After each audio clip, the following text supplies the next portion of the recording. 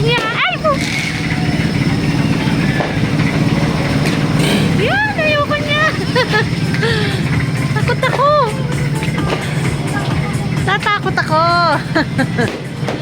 Tuwan-tuwa yung ibang humarap sa mga nagpuputukan. Ako na may takot na takot.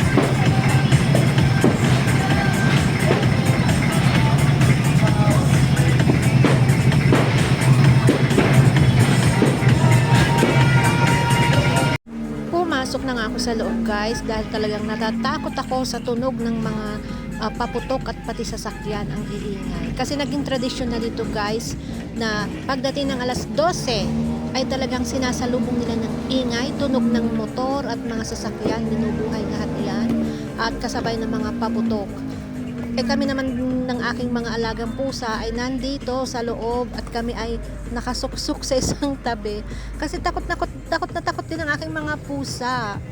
Hindi nila alam kung anong gagawin nila, kaya itinali ko sila baka kasi kung saan sila makatakbo sa oras ng putukan, at ang kanilang ina ikinulong ko doon sa kakulungan sa kusina.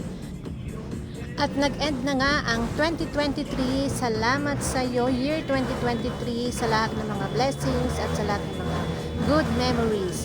And welcome 2024! Mabuhay! Happy New Year sa ating lahat at panibagong pagsisipag para sa ating negosyo, sa ating business. God bless us all.